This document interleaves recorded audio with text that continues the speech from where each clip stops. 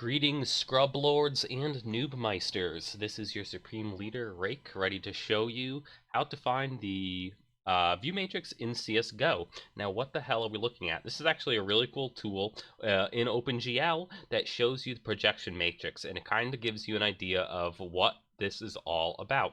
Now, on the left, you see what the camera sees, right? Our actual view as it would be in the game. And then on the right, you see the camera, and what this gray box thing here represents the actual, that's your projection. So you can move things like near and far, and that will change what you're looking at and how it's presented to you. It's pretty cool, and it's a great way to visualize some of the things we're going to talk about today. Now, I've already done a how to find the view matrix for Assault Cube. Video wasn't that great. It is worth watching. I'm going to go at a much faster pace in this video. So when we're talking about matrices, what are we talking about? Well, in order to display things in a 3D world onto your computer screen, they're pushed through what's called a transformation pipeline. So on the far left, you have the model, right? And there's coordinates of where the vertices of this model is. Those are multiplied by the model view matrix, and that gives you I coordinates. You multiply I coordinates by projection matrix, and that gives you clip coordinates. You divide by W and do a small viewport transformation, and then that gives you window coordinates. That is exactly what we do in a world-to-screen function in order to draw an ESP and those sorts of things. Now, this is for OpenGL, but it's basically the same for Direct3D. This website is very good. This is the #1 site I recommend for learning this. There's not a whole lot of information, but it's written kind of like in an easy way to understand. It's Songho, that's SONGHO.ca. And he is the one that has that projection matrix application, and has even a matrix model view application that does a very similar thing. So what do these matrices look like? Well, they look like this. There's 16 floats in a row, and it's 4 columns and 4 rows, so 4 by 4. Now, there's actually 4 matrices. There's the model matrix, the view matrix, the projection matrix. So there is the view matrix and the model matrix are actually multiplied together in most games, and you don't even see them separate. So there's a model view matrix and a projection matrix, and they multiply those together, and you get the model view projection matrix. Now, you only have one matrix you need. So you can send any coordinates through that one matrix, and it will morph it into screen space. So that is what we're looking for, the MVP, or model view projection matrix. Now, encoded in this matrix is the coordinates of the camera and the angle, and then I believe it's called the frustrum, which is this whole area here that is in gray is what the camera can see. And that is exactly what is defined by the view matrix, okay? So that's what we're going to look for. Just to give you another look at what it can look like, you can see in the world matrix here, and in the view matrix, we have the right, up, and forward vectors, which is called a rotation matrix. It's a 3 by 3. It can also be a 4 by 3, but a lot of times you just see it as a 3 by 3. So, knowing that, the matrix consists of a rotation matrix is encoded in it. How do we find that? Well, we have our Euler angles. That's what the yaw, pitch, and roll represent. Those are Euler angles, x, y, z of vec3, and so we need to get that into a rotation matrix.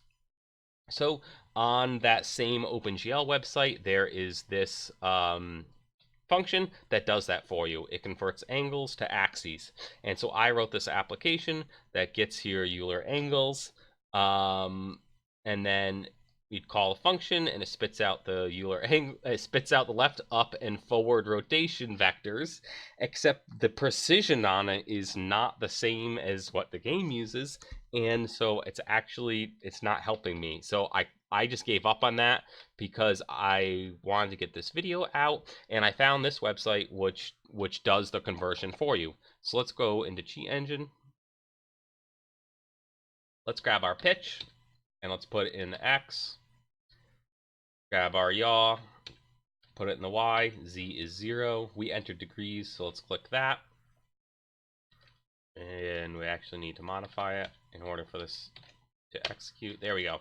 So now this is our rotation matrix. That's what we're looking at. That's what we want to find. So let's grab the first one, and let's do a new scan, and let's do float. It's not executable. It is writable. Rounded or rounded extreme or default will usually work fine. And first thing you want to understand, in most games, the matrix is static. It's a global variable because it's used so often, and it's just easier that way. So I see it global in most games. Or it's at least a one-level pointer, which is static. So let's look at this first one. So I'm pretty sure it's one of these just right off the bat there. So let's add that first one to the table, and let's call it possible view matrix.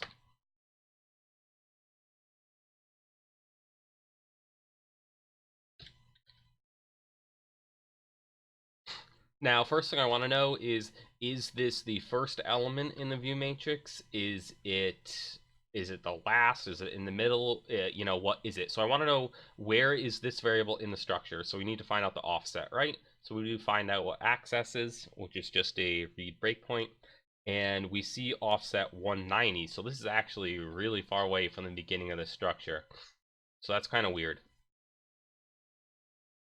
All right, so we want to look at that in reclass. So let's just grab that whole address there. Let's go to reclass. I got a new class called new matrix. Let's paste that in. Surround the module name with angle brackets. Let's add some kilobytes. And let's just make sure we're looking at what we think we're looking at. So I see the negative 0.999, and then I see a 0.0, and then I'm looking for negative 0.04, but I see 0.124. But if I go down here, I see negative 0.046 is here. Same thing, I see this, it's 0.058.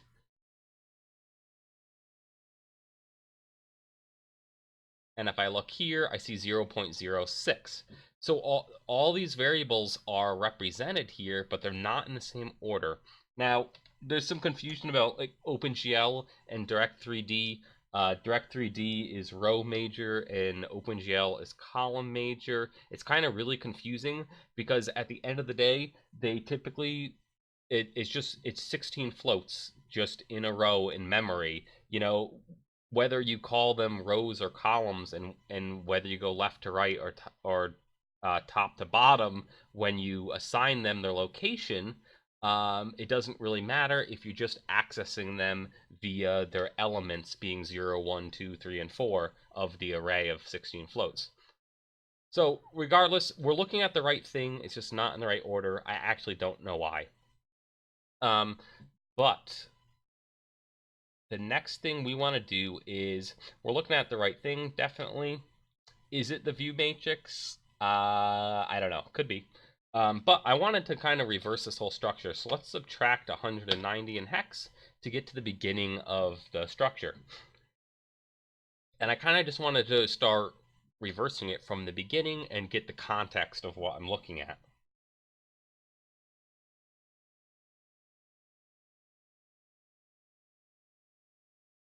All right, so I see negative 570, and I see negative 570. That's our origin position, and I see negative 862. And then I see a positive 114, but this is 178. Now, the difference there is because your origin position and your camera position, which is like your high position, are going to be different. So obviously, the camera position is going to be above. So this is definitely our position vector. So let's call it origin position. Then I see negative 7.1 and negative 177. Well, there are those Euler angles we were talking about. So let's define this as a vec3 and call it angles. I see 90 here. Well, that's probably our field of view, right? So this is definitely defining a camera in our viewport, right? So we're definitely in the right area. I see 1.333. Well, I am running CSGO in 800 by 600, which is 4:3 aspect ratio, which in decimal is 1.3. Repeating. So we can call that a float and call it aspect ratio. And then I see a 7, which is a very small number, and then I see 28,000, which is a pretty large number, and this is our Z near and our Z far.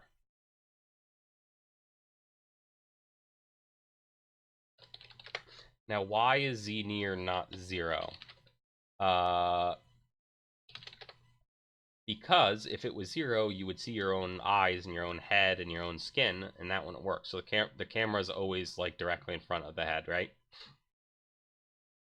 Now, let's just take a look at that in the projection matrix app. So we have look on the right hand side. We're going to move the near, and that's going to change how far away the camera starts looking, right?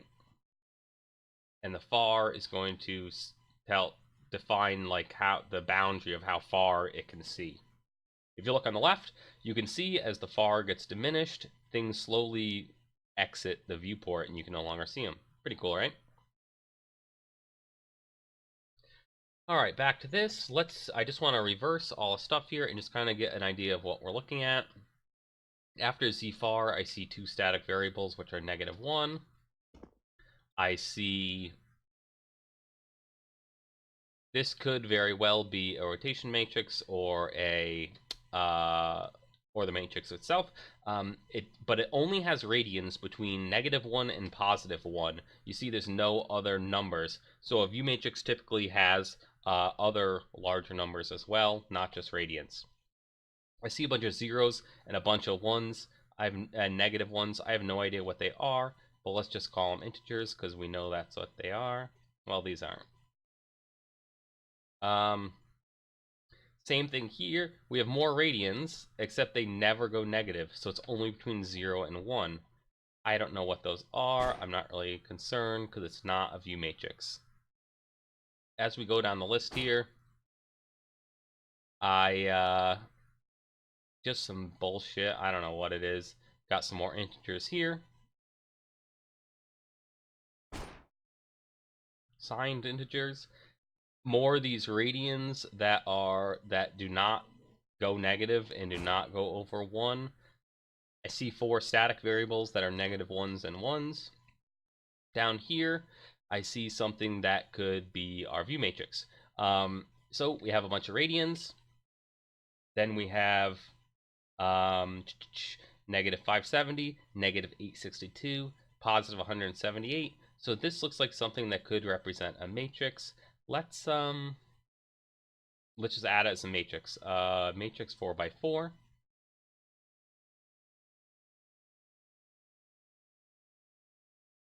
Yeah. And this next one, this could also be a matrix. Unsure. Just kind of marking some things off the list just to get a better idea of what we're looking at. Now that doesn't look right because I have a matrix and a matrix, and then I just have a random float and then a 1. Something here probably isn't accurately described.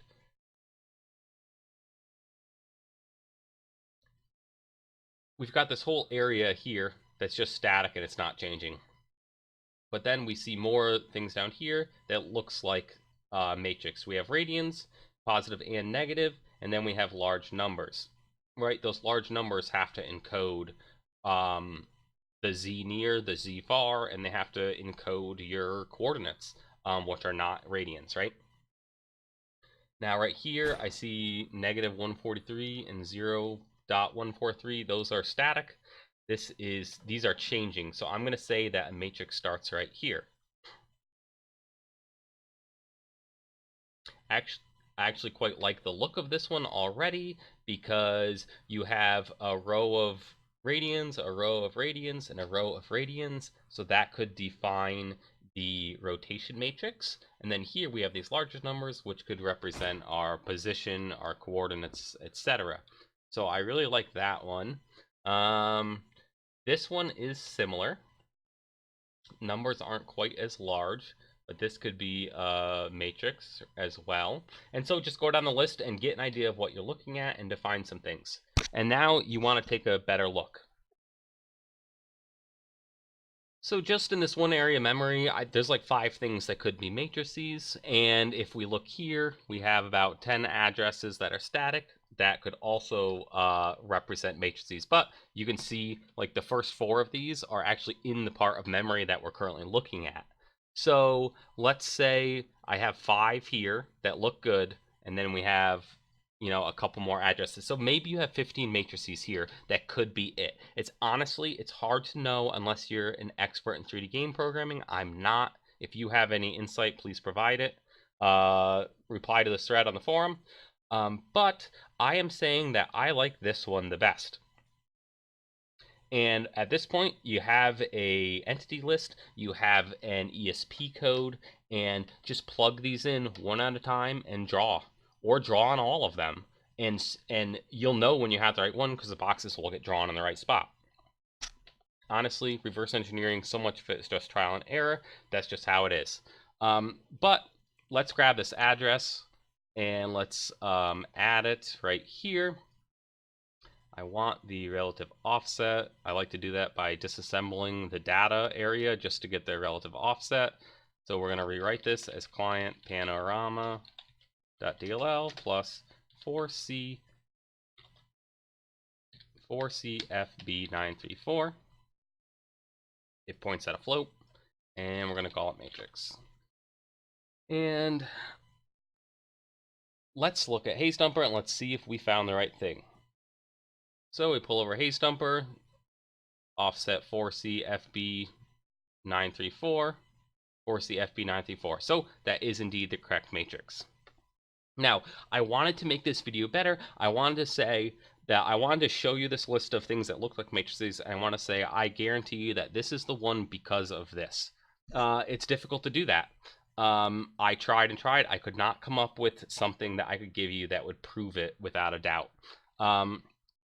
But in doing this video, I did find a couple other little things. So look at these 2 matrices right now. The one on the top we know is the right one. When we move our angles, they all change except for the 0, right? In the one right below it, not everything changes. So kind of my first idea with the view matrix is if you move your angles, every variable pretty much should change. Now, if you jump, you see only those 3 bottom right variables change. Now, does that represent your position, right? Is your position included in the calculation only for those 3? That's very likely, and so you can use these 2 things to kind of discover if the matrix you're looking at is the right one or not. If you move the mouse, they should all change. If you jump, only 3 of them or a couple of them should change. Like I said, I tried to make this video a little more definitive. I did find out a couple cool things as well. And that's what I'm going to show you right now. So, cheat engine. Let's look at that matrix. Let's right click it and find out what accesses this address. And let's look at that first instruction. Show disassembler. I kind of knew what this was immediately. It's making a copy of the matrix, and you can tell because offset 4 is moved into EAX, and then EAX is moved into another structure at offset 4, offset 8 to 8, C to C, 10 to 10. So this is just making a copy. That's all it's doing.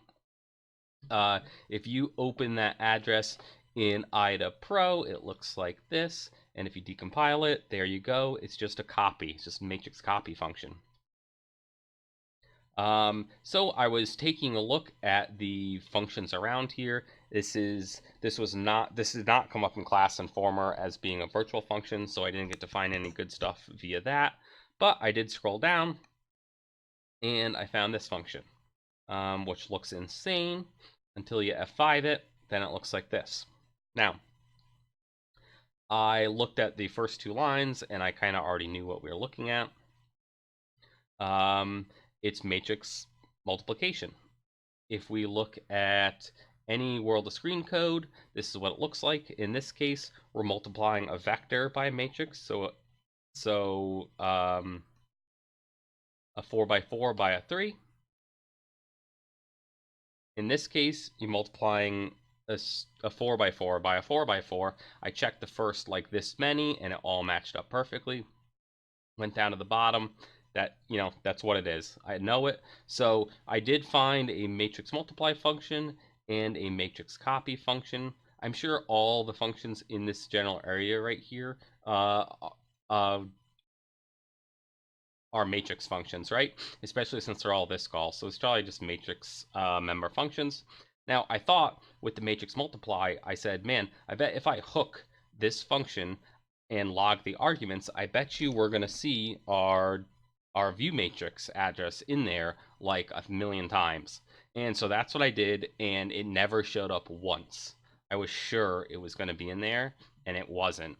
So I don't know how they create that matrix in the beginning, but it's not by multiplying them via this function. So that's all I have for now. If any of you have any insight into any of this, please drop it in the forum. I'd love to learn more without having to bang my head into the keyboard like I have in the past couple days. Hope you liked it. As always, guidedhacking.com/donate. Hook us up, and we will hook you up. Peace out.